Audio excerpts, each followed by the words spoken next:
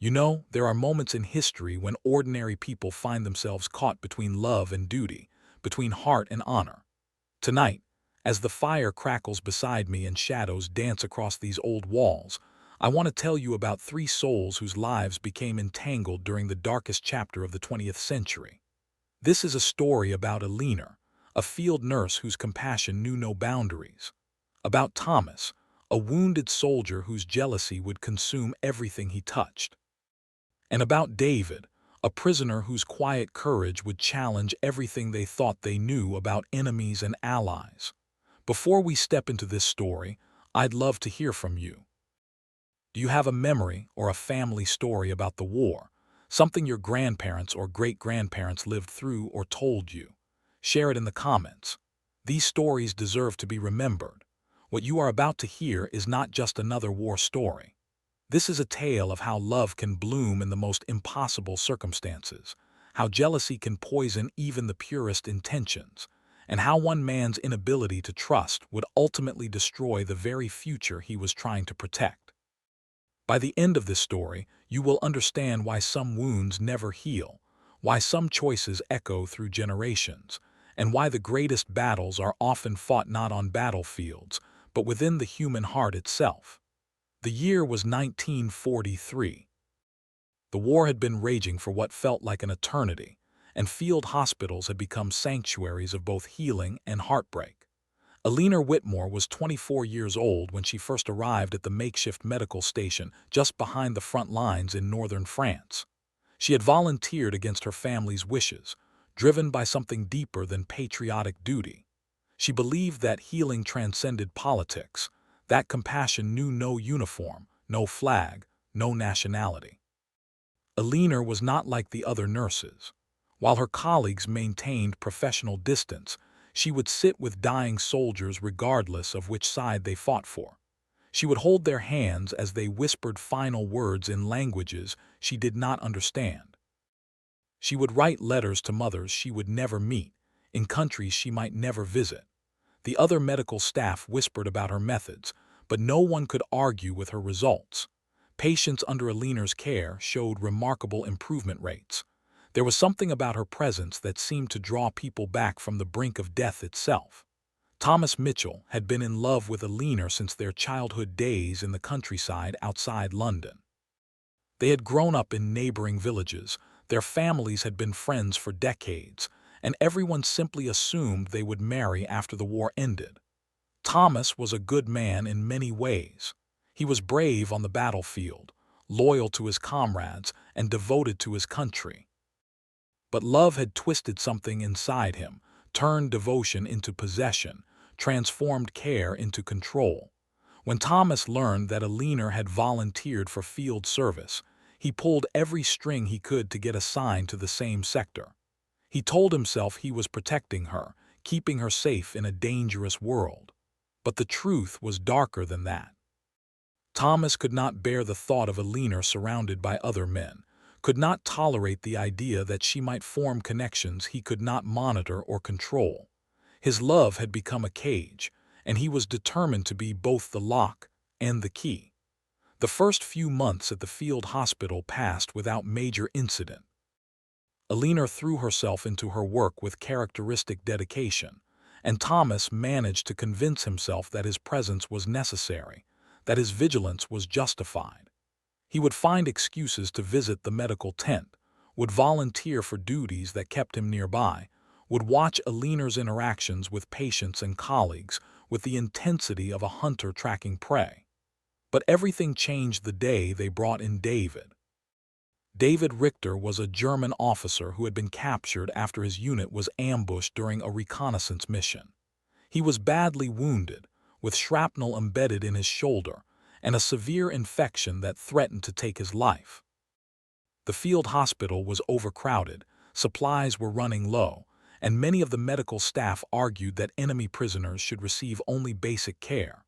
Resources were precious, they reasoned, and should be reserved for their own soldiers. Elena disagreed. She saw David not as an enemy officer, but as a young man barely older than herself, fighting a fever that might kill him before morning. Against the protests of her colleagues and the explicit disapproval of the commanding officers, she began providing David with the same level of care she gave to Allied soldiers. She cleaned his wounds, administered precious antibiotics, and sat with him during the long nights when the fever threatened to claim his life. Thomas watched this development with growing alarm. At first, he told himself that Elena was simply being professional, that her medical oath required her to treat all patients equally. But as days passed and Elena continued to spend time at David's bedside, Thomas began to see something that filled him with rage and terror. Elena was not just treating David as a patient. She was talking to him, listening to his stories, laughing at his quiet observations about life and literature and music. David spoke fluent English, having studied at Oxford before the war began. He had been a literature professor, specializing in poetry and philosophy. During his delirium, he would recite verses from memory, mixing German and English poetry in ways that created strange new meanings. Elena found herself captivated by his mind, by the way he could find beauty even in their grim circumstances, by his ability to discuss art and ideas as if they were sitting in a comfortable library rather than a makeshift medical tent surrounded by the sounds of war. Thomas began finding excuses to interrupt their conversations. He would arrive with urgent messages that were not urgent, would report problems that did not exist, would create situations that required Elena's immediate attention. When David was strong enough to sit up and take solid food, Thomas would volunteer to bring meals, always managing to arrive just as Elena and David were deep in discussion about books they had both read, about places they both hoped to visit after the war ended. The breaking point came on a quiet evening in late autumn. Elena had finished her official duties and was sitting beside David's cot, reading aloud from a collection of poetry someone had left in the medical supplies. David was recovering well by then, strong enough to engage in long conversations, but still weak enough to require careful monitoring. They were discussing the ways that different poets approached the theme of loss when Thomas appeared in the tent entrance. What Thomas saw in that moment would haunt him for the rest of his life. Elena was leaning slightly toward David, her voice soft as she read. David was watching her face with an expression of such tenderness, such obvious affection, that Thomas felt something break inside his chest. This was not the professional care of a nurse for her patient. This was not the compassionate attention Elena showed to all wounded soldiers. This was something else entirely, something that Thomas had dreamed of seeing directed toward himself. In that instant, Thomas realized that he was losing Elena to a man who wore the uniform of their enemy, who spoke the language of their oppressors, who represented everything they were fighting against. The injustice of it consumed him completely. He had loved Elena faithfully for years, had followed her into danger, had dedicated his life to protecting her. And she was falling in love with a German officer who had been trying to kill British soldiers just weeks earlier. Thomas said nothing that evening. He retreated to his quarters and spent the night planning. He told himself that he was protecting Elena from making a terrible mistake, that he was preventing her from betraying her country and her people. He convinced himself that what he was about to do was necessary, that it was patriotic, that it was an act of love rather than an act of jealousy. But deep in his heart, Thomas knew the truth. He was about to destroy the very thing he claimed to love, simply because he could not bear to lose it to someone else. His jealousy had grown into something monstrous, something that cared nothing for Elena's happiness or David's humanity or the larger questions of right and wrong that the war had raised. The next morning, Thomas began putting his plan into motion. He started by spreading rumors among the other soldiers about Elena's relationship with the German prisoner. He suggested that she was sharing military information, that her loyalty to the Allied cause had been compromised, that her behavior was not just inappropriate but potentially treasonous. He was careful to present these concerns as reluctant observations rather than accusations, positioning himself as a worried friend rather than a jealous lover. The rumors spread quickly through the camp. Soldiers who had respected Elena's dedication began questioning her motives. Officers who had tolerated her unconventional methods started viewing them as suspicious. The atmosphere around the medical tent grew tense and hostile, filled with whispered conversations and suspicious glances. Elena noticed the change immediately, but she could not understand its source. Patients who had welcomed her care became distant and formal. Colleagues who had worked alongside her for months began treating her with cold professionalism. She found herself increasingly isolated, caught between her growing feelings for David and the growing hostility of everyone around her. David sensed the shift as well. He had been preparing for the day when he would be transferred to a prisoner of war camp, but now he began to worry about what his presence was doing to Elena's reputation and safety. He could see the strain in her eyes, could hear the whispered conversations that stopped whenever she entered a room. The weight of unspoken words hung heavy between Elena and David during those final weeks of autumn. David had recovered enough to walk short distances, though he remained under constant guard whenever he left the medical tent. The other prisoners had been transferred weeks earlier, but David's injuries had been severe enough to delay his own departure. Now, as his strength returned, both he and Elena knew their time together was running short. During the quiet hours between shifts, when the camp settled into an uneasy peace, Elena would find excuses to check on David's progress. These visits had evolved beyond medical necessity into something neither of them dared name aloud. They would speak in whispers about the lives they had lived before the war, about dreams they had harbored for the future, about the strange twist of fate that had brought them together in such impossible circumstances. David told Elena about his students back in Germany, young minds eager to explore literature and philosophy. He spoke of hiking through the Black Forest with his younger sister, of evenings spent in coffee houses debating the meaning of existence with fellow academics.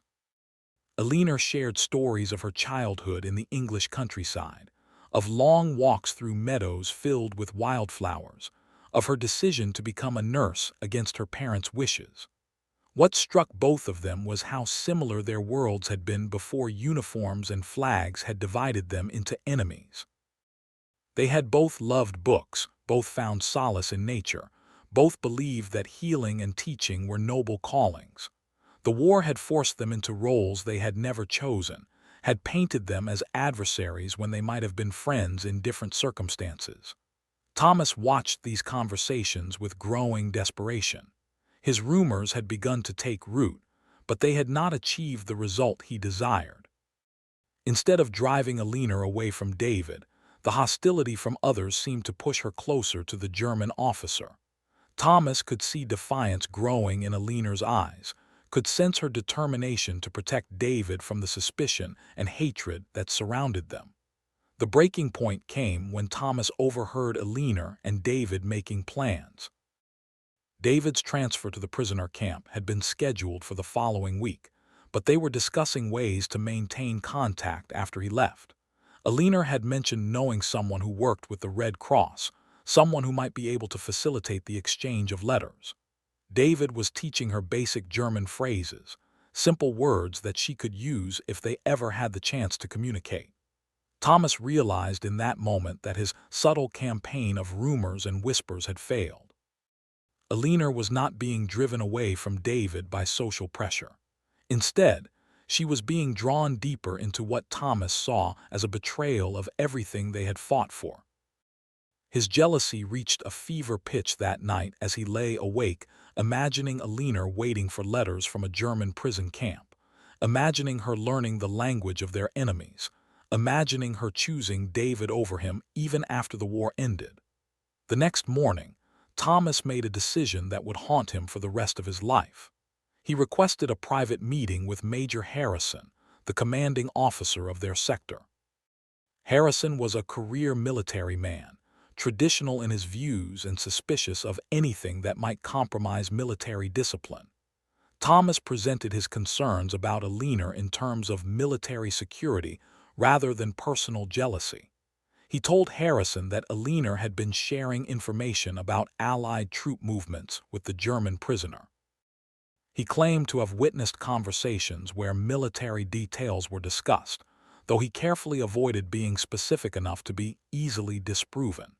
He suggested that Elena's behavior constituted a serious breach of security that required immediate investigation.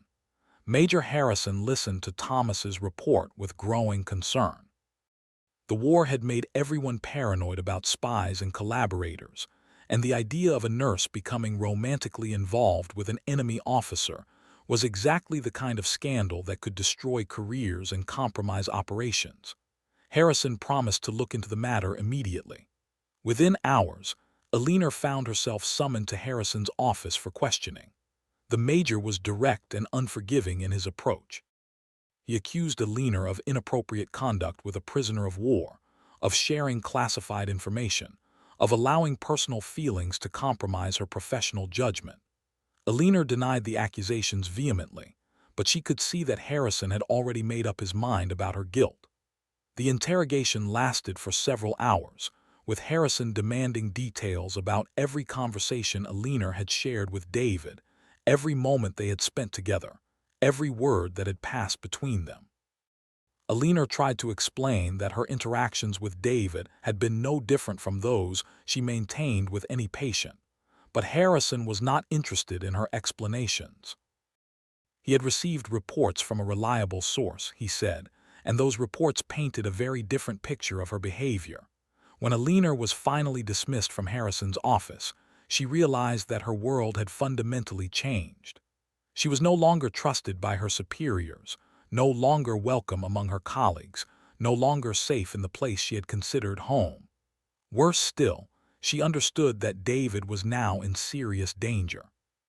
If Harrison believed that classified information had been shared, David could face charges far more serious than simple prisoner of war status. Elena spent that night in her quarters, torn between rage and despair. She knew that someone had reported her conversations with David, but she could not imagine who would have done such a thing. Most of her colleagues had disapproved of her methods, but she had never sensed the kind of malicious intent that would lead to false accusations. The betrayal cut deep, leaving her feeling isolated and vulnerable in a place where she had once felt purpose and belonging. The next morning brought news that shattered what remained of Elena's composure.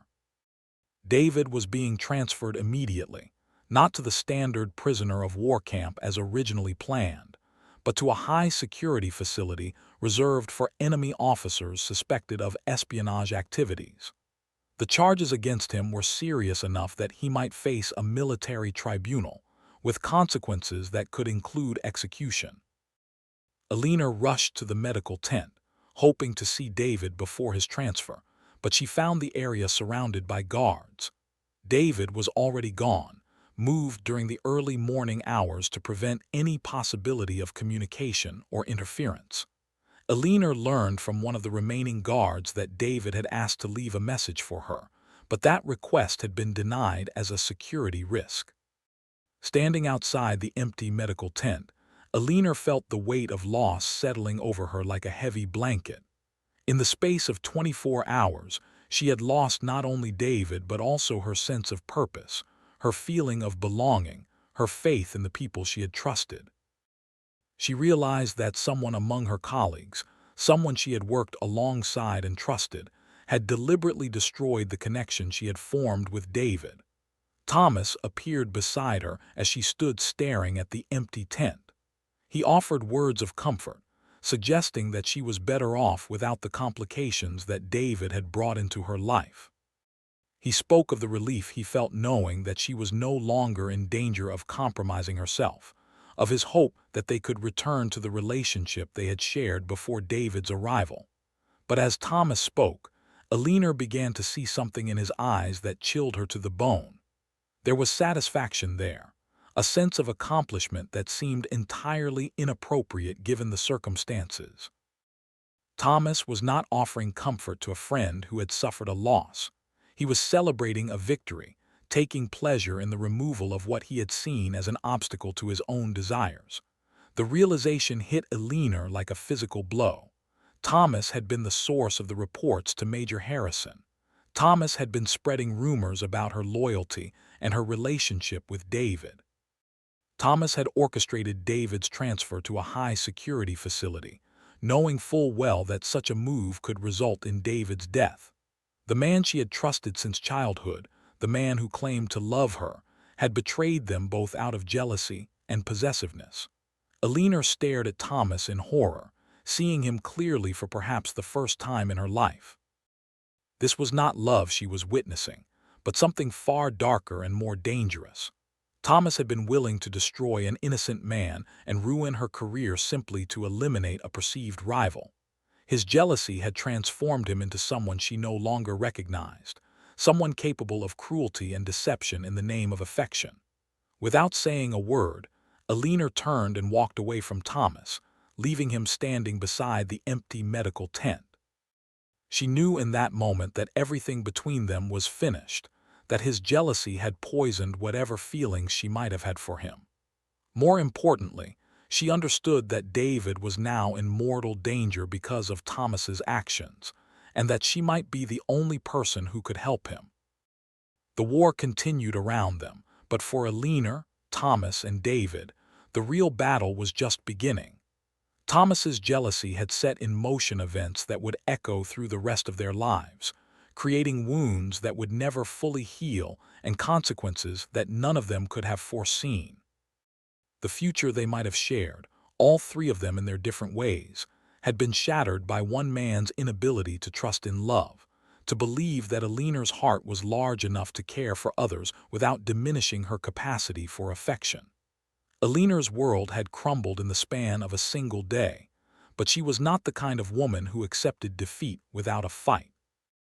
That evening, as the camp settled into its routine of quiet desperation, she began formulating a plan that would either save David's life or destroy her own future completely. She understood now that playing by the rules, following proper channels, and trusting in military justice would only lead to David's execution. If she was going to help him, she would have to step outside the boundaries of everything she had been taught about duty and obedience. The high-security facility where David had been taken was located 30 miles inland, a converted monastery that had been transformed into a fortress for the most dangerous enemy prisoners. Elena had heard whispers about the place from other medical personnel who had been called there for emergency treatments. The conditions were harsh, the interrogation methods brutal, and the survival rate among prisoners suspected of espionage was disturbingly low. Time was running out, and Elena knew that every day David spent in that place brought him closer to a death sentence. Elena's first step was to gather information about the facility's layout and security procedures. She volunteered for additional shifts in the main medical tent, listening carefully to conversations between officers and guards who had visited the prison. She learned that medical emergencies at the facility were handled by a small staff of military doctors who were rotated in and out on a monthly basis. More importantly, she discovered that the next rotation was scheduled for the following week, and that one of the assigned doctors had recently fallen ill with pneumonia. The plan that formed in Elena's mind was audacious and dangerous, beyond anything she had ever contemplated. She would volunteer to replace the sick doctor, using her nursing credentials and her reputation for handling difficult cases to gain access to the facility. Once inside, she would find a way to communicate with David, to warn him about the charges against him, and possibly to help him escape before his tribunal could convene. Elena knew that such a plan would require her to forge documents, lie to superior officers, and potentially commit treason against her own country. But as she lay awake that night, staring at the canvas ceiling of her quarters, she realized that she had already crossed the line that separated duty from conscience. The moment she had chosen to see David as a human being rather than an enemy, she had stepped outside the comfortable boundaries of military protocol. Now she was being asked to choose between her allegiance to a system that would execute an innocent man and her commitment to the principles that had driven her to become a healer in the first place. The next morning, Elena approached Major Harrison with a request that she presented as motivated by professional dedication rather than personal concern. She explained that her experience treating enemy prisoners made her uniquely qualified to handle the medical needs at the high-security facility. She emphasized her language skills, her ability to work under pressure, and her commitment to extracting information from prisoners through medical treatment rather than harsh interrogation methods. Harrison was initially skeptical, still harboring suspicions about Elena's loyalty after Thomas's reports. But Elena had anticipated his concerns and prepared her arguments carefully. She pointed out that her supposed relationship with the German prisoner had given her valuable insights into enemy psychology and tactics. She suggested that her personal experience with David could be turned into an asset for intelligence gathering rather than a liability for security. The major studied Elena's face as she spoke, searching for signs of deception or hidden motives. Elena met his gaze steadily, allowing him to see the determination in her eyes while carefully concealing the true nature of her intentions. After several minutes of uncomfortable silence, Harrison agreed to consider her request, promising to contact the facility's commanding officer to discuss the possibility of her assignment. 2 days later, Elena received orders to report to the high-security facility for a temporary assignment that could last anywhere from 2 weeks to 2 months, depending on the medical needs of the prisoners. She packed her belongings with trembling hands, knowing that she might never return to the field hospital, that she was embarking on a course of action that could result in court-martial, imprisonment, or worse. Thomas watched Elena's preparations with growing alarm. He had expected his actions to drive Elena away from David permanently, to restore their relationship to its previous state of comfortable predictability. Instead, he could see that Elena was moving further away from him, becoming someone he no longer recognized or understood. The satisfaction he had felt after David's removal was being replaced by a growing sense that he had unleashed forces beyond his control. On Elena's final evening at the field hospital, Thomas approached her quarters with the intention of having one last conversation, of trying to repair the damage that had been done to their relationship. He found Elena sitting on her cot, writing in a small notebook by lamplight. When she looked up at him, Thomas saw an expression of such cold hatred that he physically stepped backward. Elena set down her pen and regarded Thomas with the same clinical detachment she might show toward a particularly unpleasant medical specimen. She told him that she knew exactly what he had done, that she understood the role he had played in David's transfer and the charges that had been filed against him. Thomas began to stammer out denials and explanations, but Elena cut him off with a gesture that was both dismissive and final. She told Thomas that his jealousy had revealed the true nature of his character, that his willingness to destroy innocent lives for his own benefit had shown her everything she needed to know about the man she had once considered a friend. She explained that whatever feelings she might have harbored for him had died the moment she realized his role in David's fate, and that she never wanted to see him or speak to him again. Thomas left Elena's quarters that night with the devastating knowledge that his actions had achieved the exact opposite of what he had intended. Instead of winning Elena's love, he had earned her eternal hatred.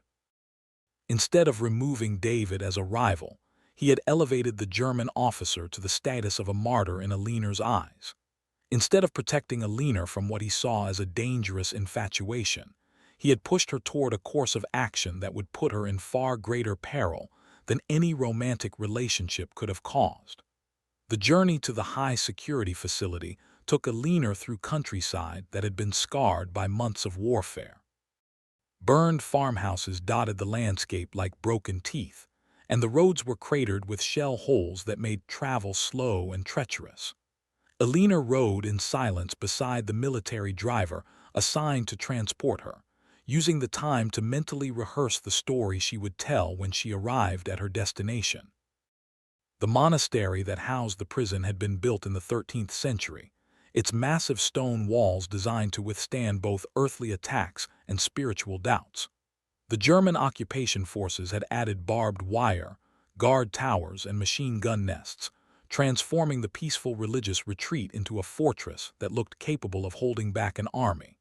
Elena felt her heart sink as she studied the imposing structure, realizing that any escape attempt would face nearly impossible odds. The facility's commanding officer, Colonel Weber, was a career military man whose reputation for ruthless efficiency had earned him both fear and respect among his subordinates. He greeted Elena with professional courtesy tinged with suspicion, making it clear that he viewed her assignment as a necessary inconvenience rather than a welcome addition to his staff. Weber explained the facility's security protocols in detail, emphasizing that any breach of procedure would result in immediate detention and court-martial. Elena was assigned quarters in a small room that had once housed novice monks, its narrow window providing a view of the prison courtyard where she could see guards patrolling in regular intervals. The room was Spartan and cold, furnished only with a simple cot, a wooden desk, and a small cross that remained mounted on the stone wall as a remnant of the building's religious heritage. On her first day of medical duties, Elena was escorted through the facility's corridors by an armed guard who explained the layout and the locations of the various prison blocks. The monastery's original chapel had been converted into an interrogation center, its stained glass windows replaced with clear panels that allowed natural light to illuminate the harsh proceedings within. The monks' cells had been expanded to accommodate multiple prisoners, though the conditions remained deliberately uncomfortable to encourage cooperation with interrogators. Elena's heart pounded as they approached the high-security wing, where the most dangerous prisoners were held. She knew that David was somewhere behind these heavy wooden doors, possibly injured from interrogation, possibly ill from the harsh conditions, possibly already broken by the psychological pressure of facing execution. She forced herself to maintain professional composure while internally preparing for the moment when she would see him again. The medical facility was located in what had once been the monastery's infirmary, a large room with high ceilings and excellent natural light that made it ideal for treating injuries and illnesses. Elena was introduced to the two orderlies who would assist her, both German soldiers who had received basic medical training, but lacked the expertise to handle serious cases. They regarded Elena with curiosity and suspicion, clearly wondering what circumstances had brought an enemy nurse to work in their facility. Elena's first patients were German guards who had been injured in various accidents around the facility, along with a few prisoners suffering from minor ailments that did not require specialized treatment. She worked with quiet efficiency, treating each case with the same professional care she had always provided, while carefully observing the facility's routines and security measures. It was not until her third day at the facility that Elena finally encountered David. She was summoned to examine a prisoner who had developed a severe respiratory infection that threatened to develop into pneumonia. When the guards escorted her to the isolation cell in the high-security wing, Elena felt her breath catch in her throat as she recognized the figure lying on the narrow cot. David had lost considerable weight during his weeks of imprisonment, and his face bore the marks of harsh interrogation sessions.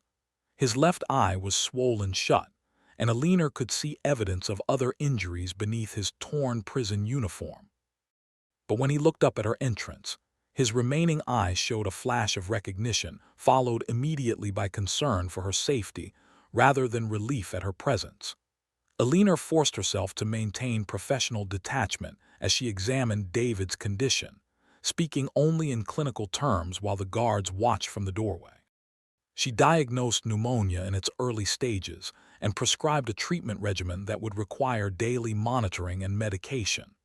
As she prepared to leave, David whispered a single word in German that the guards could not understand, but that Elena recognized as a warning about the dangers she faced by being there. That evening, Elena sat in her small quarters and faced the full magnitude of what she had undertaken. David was alive but seriously ill, facing charges that could result in his execution within weeks. The facility's security was far more extensive than she had anticipated, and any escape attempt would require careful planning and considerable luck. Most importantly, she realized that David was more concerned about her safety than his own, that her presence at the facility had created new risks for both of them. Elena understood that she had reached a point of no return. She could not save David through conventional means, and she could not abandon him to face execution alone. The choice she faced was between accepting the tragic consequences of Thomas's jealousy or risking everything in an attempt to right the wrong that had been done. As she prepared for sleep in the cold stone room that had once housed medieval monks dedicated to serving God, Elena made a decision that would define the rest of her life. She would find a way to save David, even if it meant sacrificing her own future in the process. The love that had grown between them during those quiet conversations in the field hospital had become something stronger than romantic affection. It had become a commitment to justice, a refusal to let innocent people suffer for the jealousy and hatred of others, a determination to prove that compassion could triumph over the darkest impulses of human nature. The real battle was about to begin, and Elena knew that the outcome would determine not only David's fate, but also the kind of person she would become when the war finally ended, and the world began the long process of healing from its wounds. Elena's plan began to take shape during the long hours she spent treating prisoners in the converted monastery. Each day brought her deeper into the facility's routines, each interaction with guards and officials providing another piece of the puzzle she was assembling in her mind. She observed the changing of shifts, noted which guards were more relaxed in their duties, and memorized the timing of patrols through the corridors that had once echoed with monks' prayers. The key to David's survival lay not in a dramatic escape, but in something far more subtle and dangerous. Elena realized that she needed to discredit the charges against him by providing evidence that the intelligence reports had been fabricated. This meant she would have to prove that Thomas had lied about the conversations he claimed to have witnessed, that no classified information had ever been shared, and that David posed no threat to Allied security. But gathering such evidence would require Elena to expose Thomas's deception, which meant revealing her own knowledge of his role in David's predicament. She would essentially have to confess to a relationship with an enemy prisoner, while simultaneously proving that the relationship had been innocent of any military significance. It was a delicate balance that could easily result in both her court-martial and David's execution. Elena's opportunity came when she discovered that the facility maintained detailed records of all interrogation sessions with prisoners suspected of espionage. These records included transcripts of conversations, reports from informants, and documentation of any intelligence gathered from each prisoner. If she could access David's file, she might find inconsistencies in Thomas's testimony that could cast doubt on the entire case against him. The records were kept in Colonel Weber's office, a room that had once served as the monastery's library and still contained remnants of religious texts alongside military documents.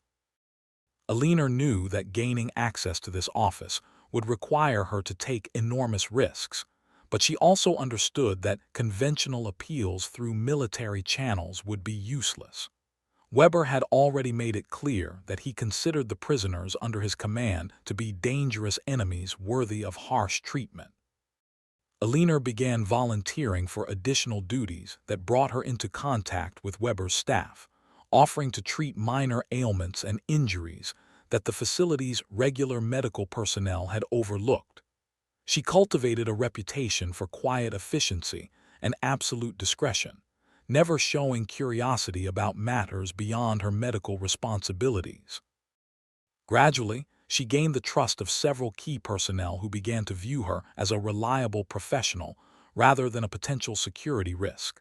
The breakthrough came when Weber's adjutant, A young lieutenant named Mueller developed a persistent infection in his hand that threatened to interfere with his ability to perform his clerical duties.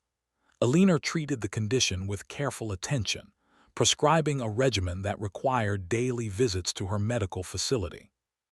During these visits, Mueller began confiding in Elena about the pressures of his position, the overwhelming volume of paperwork he was required to manage, and his concerns about making mistakes that might damage his military career. Elena listened with sympathetic attention, offering occasional words of encouragement while carefully steering their conversations toward topics that might provide useful information. She learned that Mueller was responsible for maintaining the prisoner files, that he often worked late into the evening to complete his administrative tasks, and that he sometimes left sensitive documents on his desk while attending to other duties around the facility. The plan that emerged from these conversations was breathtakingly simple and terrifyingly dangerous. Elena would create a medical emergency that required Mueller's immediate attention during one of his evening work sessions, drawing him away from his office long enough for her to photograph key pages from David's file. The evidence she gathered could then be used to expose the inconsistencies in Thomas's testimony, potentially saving David's life while destroying her own military career. Elena spent several sleepless nights refining the details of her plan, considering every possible complication and preparing contingencies for the most likely scenarios. She acquired a small camera from the facility's medical supplies, claiming she needed it to document treatment procedures for her official reports. She studied the layout of Weber's office during her legitimate visits, memorizing the location of file cabinets and identifying potential hiding places where she could conceal herself if interrupted. On the chosen evening, Elena implemented her plan with the precision of a surgeon performing a delicate operation. She began by treating a prisoner with a minor injury, deliberately using procedures that would require her to remain in the medical facility well past normal hours. When Mueller arrived for his evening treatment, Elena carefully administered medication that would cause temporary but dramatic symptoms requiring immediate attention. As Mueller doubled over with severe stomach cramps, Elena expressed professional concern while internally counting the minutes she would have to access his office. She escorted him to a private room where he could rest while the medication took effect, explaining that she needed to check on other patients but would return shortly to monitor his condition. Mueller, grateful for her care and distracted by his discomfort, readily agreed to remain where she had placed him. Elena moved through the facility's corridors with forced calm, her heart hammering against her ribs as she approached Weber's office. The door was locked, but she had prepared for this obstacle by carefully observing Mueller's key ring during their previous meetings. She had crafted a duplicate using materials from the medical facility, a skill she had learned from a locksmith in her village years earlier. The office was dimly lit by a single lamp, casting long shadows across the rows of filing cabinets that contained the fates of dozens of prisoners. Elena located David's file with trembling hands, her breath coming in short gasps as she photographed page after page of interrogation reports, witness statements, and official correspondence. Each document told part of the story that had brought David to this place, and Elena could see clearly how Thomas's fabricated testimony had been woven throughout the official narrative. The evidence was even more damning than Elena had hoped. Thomas's statements contained specific details about conversations that could not have taken place at the times he claimed, references to military information that David could not possibly have known, and descriptions of Elena's behavior that were contradicted by multiple witness accounts from other medical personnel. The case against David was built entirely on Thomas's lies, supported by officials who had been eager to believe the worst about an enemy officer. Elena was photographing the final pages when she heard footsteps approaching in the corridor outside.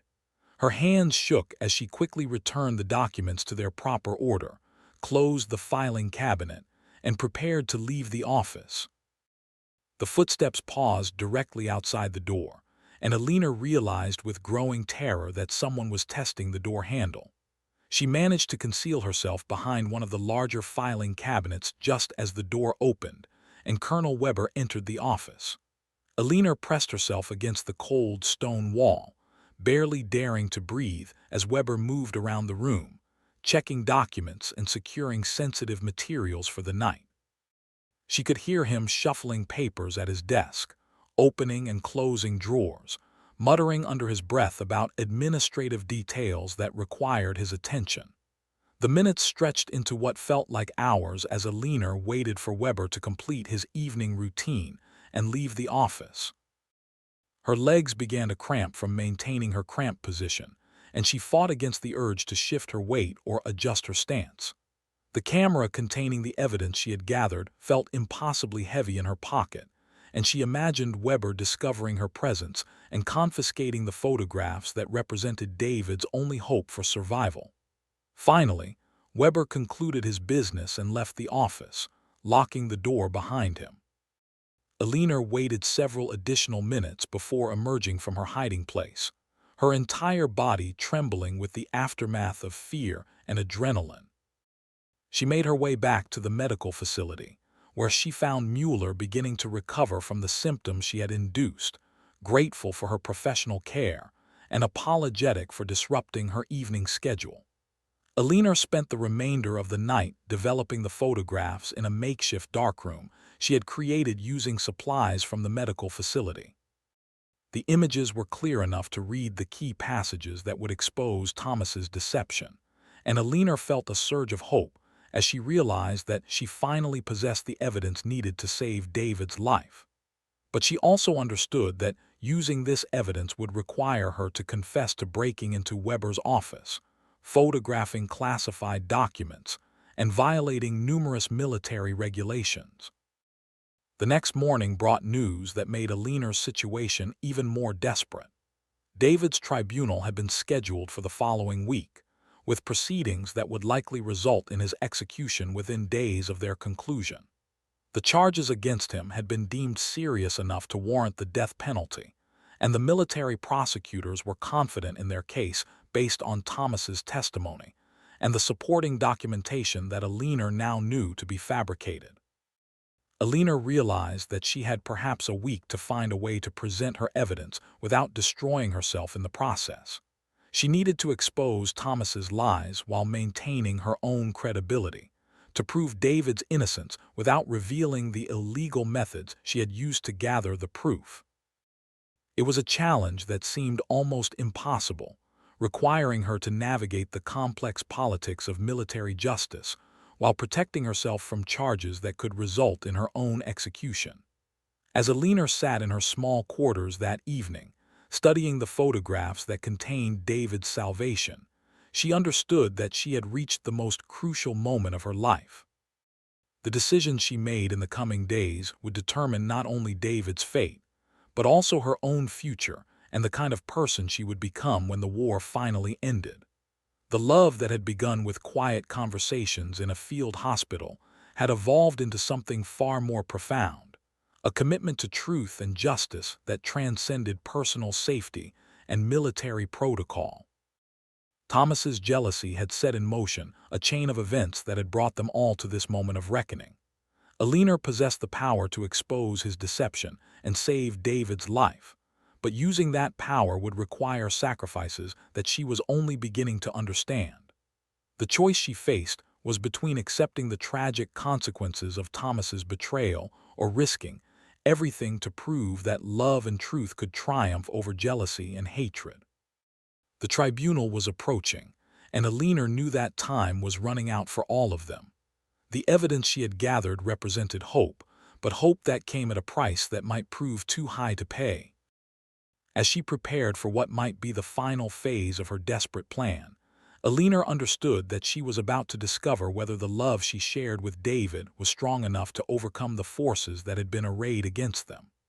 The monastery's ancient stones had witnessed centuries of human drama, but the events about to unfold within its walls would test the very limits of courage, sacrifice, and redemption. Elena had become the guardian of truth in a world consumed by war and hatred, and the choices she made would echo through the lives of everyone involved long after the fighting had ended, and the world had begun its slow journey toward healing. Toward healing. In the comments, let people also share a story about their grandparents during the war. Elena's plan crystallized during the cold pre-dawn hours when the monastery fell into its deepest silence. She had studied the tribunal procedures extensively, poring over military manuals and legal documents that outlined the process by which enemy officers faced justice. What she discovered filled her with both hope and dread. The tribunal system, designed to ensure fairness even in wartime, contained provisions for presenting new evidence up until the moment of final judgment. But such evidence had to come through official channels, presented by authorized personnel who could vouch for its authenticity. Elena understood that she could not simply walk into the tribunal chamber and announce that she possessed proof of David's innocence. The photographs hidden in her quarters represented stolen classified documents, obtained through methods that would result in her immediate arrest and court-martial. She needed to find a way to introduce this evidence through legitimate channels, which meant finding someone in authority who would be willing to examine her proof and act upon it. The answer came to her as she watched the morning shift change in the facility's administrative wing. Captain Morrison, the tribunal's lead prosecutor, was a man she had observed during her weeks at the monastery. Unlike Colonel Weber, who seemed to take personal satisfaction in the harsh treatment of prisoners, Morrison appeared to be a professional soldier who took his legal responsibilities seriously. Elena had noticed him reviewing case files with meticulous attention to detail, questioning witnesses thoroughly, and expressing visible concern when evidence seemed incomplete or contradictory. Elena began crafting an approach that would present her information to Morrison without immediately revealing how she had obtained it. She would request a private meeting under the pretense of providing additional medical testimony about David's condition, then gradually introduce questions about inconsistencies she claimed to have noticed in the official reports. If Morrison showed interest in pursuing these discrepancies, she could guide him toward discovering the evidence on his own, making him the official source of the proof rather than herself. The risk in this strategy was enormous. If Morrison proved to be less interested in justice than she hoped, he could easily report her suspicious questions to Colonel Weber, leading to her immediate detention. But Elena had run out of alternatives, and David's tribunal was scheduled to begin in just 4 days. Time had become her enemy, forcing her to choose between calculated risks and certain failure.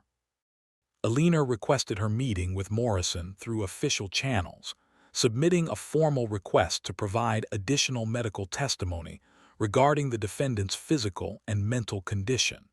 Morrison agreed to see her the following afternoon, scheduling their discussion for a time when the administrative offices would be relatively quiet. Elena spent the intervening hours rehearsing her approach, practicing ways to introduce her concerns that would seem natural rather than suspicious. When Elena entered Morrison's temporary office, she found herself face to face with a man whose weathered features spoke of years spent in military service. Morrison's desk was covered with neat stacks of documents related to David's case, and Elena could see that he had been making detailed notes in the margins of various reports. His manner was professional but not unfriendly, and Elena detected something in his demeanor that suggested he took his responsibilities as prosecutor seriously, rather than viewing them as mere formalities. Morrison began by asking Elena to provide her medical assessment of David's current condition and her professional opinion regarding his ability to participate meaningfully in his own defense. Elena answered these questions thoroughly, describing David's physical injuries and the psychological stress that imprisonment had placed upon him. She emphasized that while David was mentally competent to stand trial, his weakened condition might affect his ability to recall specific details or respond quickly to complex questions. As their conversation progressed, Elena began introducing subtle questions about the evidence against David. She mentioned that during her medical examinations, David had expressed confusion about some of the charges, claiming not to understand how certain conversations could have taken place at times when he was unconscious or under heavy sedation. Morrison listened with growing interest, making additional notes and asking Elena to provide more specific details about David's medical treatment timeline. Elena carefully guided Morrison toward the inconsistencies she had discovered in Thomas's testimony, presenting her observations as medical concerns rather than legal challenges. She pointed out that Thomas's reports described conversations occurring during periods when David's medical records showed he was heavily sedated or completely unconscious. She mentioned that other medical personnel had noted discrepancies between Thomas's descriptions of David's behavior and their own observations of the prisoner's condition and demeanor. Morrison's expression grew increasingly serious as Elena presented her observations. He began pulling specific documents from the stacks on his desk, cross-referencing dates and times with the medical records Elena had provided. Elena could see the exact moment when Morrison began to understand the implications of what she was showing him.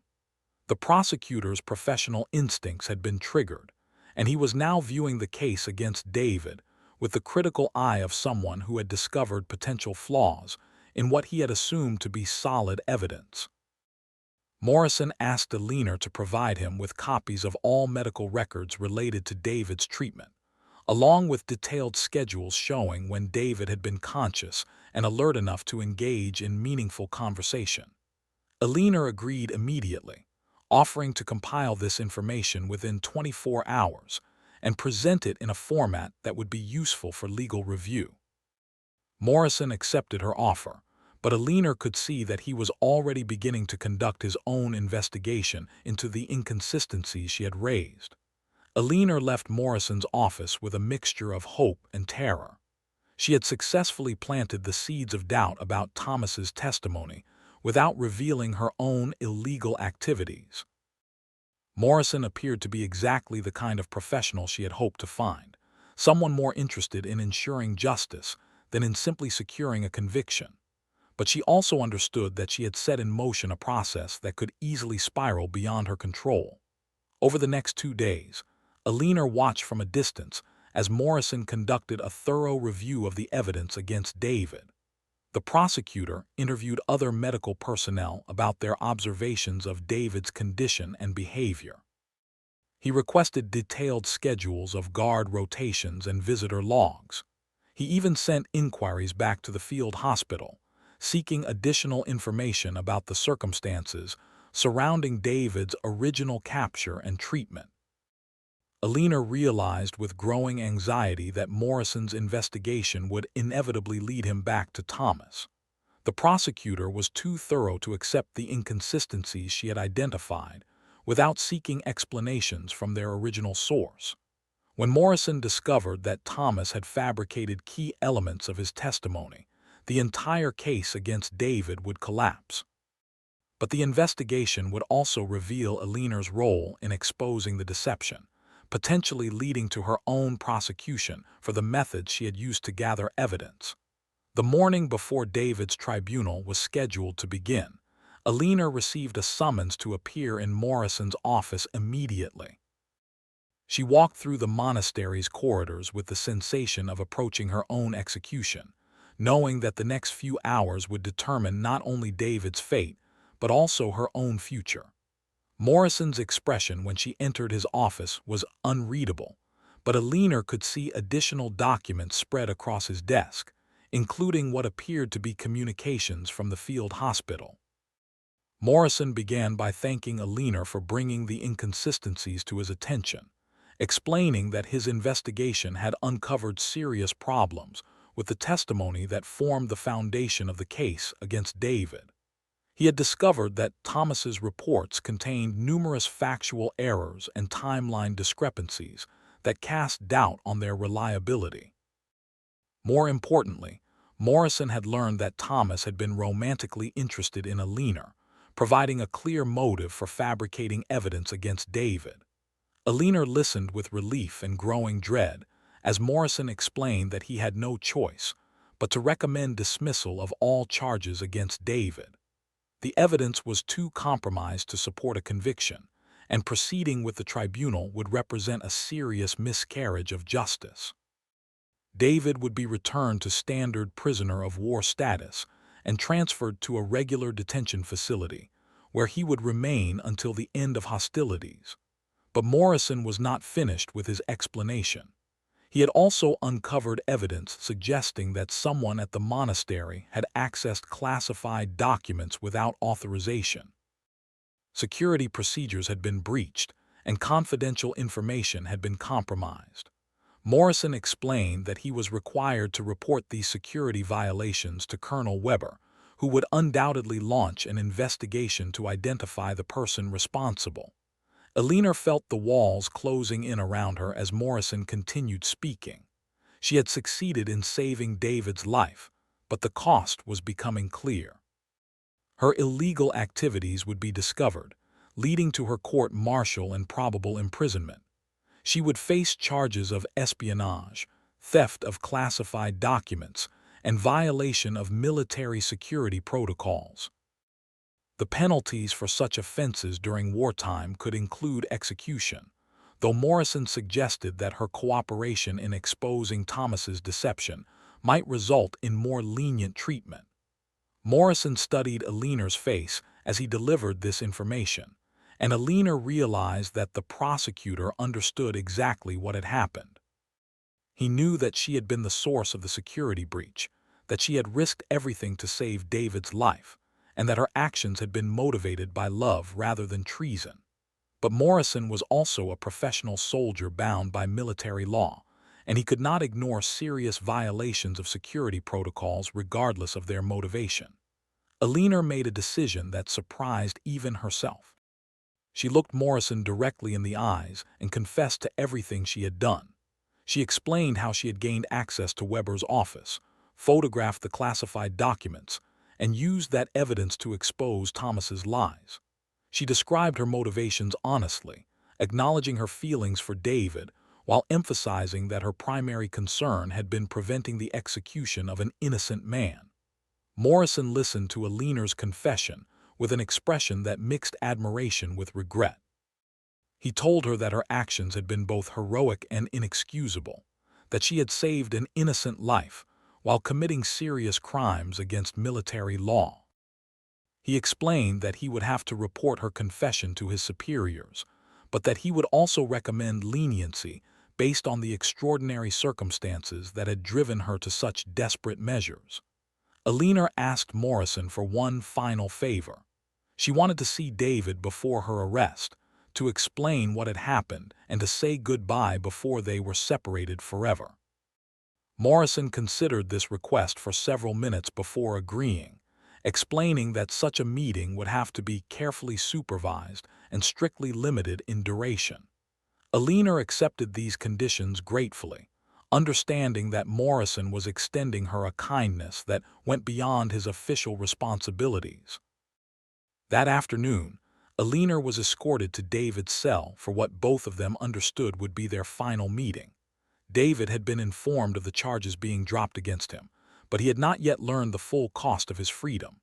Elena sat across from him in the small stone chamber that had once housed medieval monks, speaking quietly while guards listened from the doorway. Elena explained everything to David. She told him about Thomas's jealousy and fabricated testimony. She described her desperate plan to gather evidence and her confession to Morrison. She explained that David would be transferred to a regular prisoner camp where he would be safe until the war ended, while she would face court-martial for the methods she had used to save his life. David listened to Elena's explanation with expressions of gratitude, anguish, and desperate love crossing his face in rapid succession. He tried to argue that Elena should have let him face execution rather than destroying her own future, but Elena silenced him with a gentle touch to his hand. She told him that saving his life had been worth any price she might have to pay, that their love had given her the courage to choose justice over personal safety. Their final conversation lasted only 30 minutes, but in that brief time they managed to compress a lifetime of love, regret, and hope into words that would sustain them through the separation ahead. David promised to find Elena after the war ended, regardless of what punishment she might face. Elena made him promise to survive his imprisonment, to return to his students and his books, and to remember that their love had been worth all the pain it had caused. When the guards finally ended their meeting, Elena and David both understood that they might never see each other again. The war could continue for years, and Elena's court-martial could result in imprisonment that would last long beyond the return of peace. But they also knew that their love had accomplished something remarkable, that it had provided the strength needed to choose truth over convenience, justice over safety, and sacrifice over self-preservation. Elena was arrested that evening and confined to a cell in the monastery's lower level while awaiting trial. David was transferred the following morning to a prisoner camp in the countryside, beginning a journey that would take him hundreds of miles away from the woman who had saved his life. Thomas remained at the field hospital, his deception exposed but his military career intact, living with the knowledge that his jealousy had destroyed the love he had claimed to protect. The court-martial proceedings would determine Elena's fate, but the real judgment had already been rendered in the choices she had made. She had chosen love over duty, truth over loyalty, and justice over personal safety. Whether those choices would be vindicated by history remained to be seen, but Elena faced her uncertain future with the knowledge that she had acted according to her deepest convictions about right and wrong. The ancient monastery walls had witnessed another chapter in the eternal human drama of love, jealousy, sacrifice, and redemption. The war would eventually end, the prisoners would return to their homes, and the world would begin its slow process of healing from the wounds that hatred had inflicted. But the story of Elena, David, and Thomas would continue to echo through their lives and the lives of those who learned from their experiences, a testament to both the destructive power of jealousy and the redemptive strength of sacrificial love. And so, as the embers grow dim in this old fireplace and the shadows lengthen across these weathered walls, we come to the end of a story that reminds us how love and jealousy can shape destinies in ways we never imagined. Elena chose sacrifice over safety, proving that true love sometimes demands everything we have to give. Thomas learned too late that possessiveness destroys the very thing it claims to protect. And David discovered that redemption can come through the courage of someone willing to risk it all for justice. Their story teaches us that the greatest battles are fought not with weapons, but within the human heart itself, where we choose between our noblest and darkest impulses.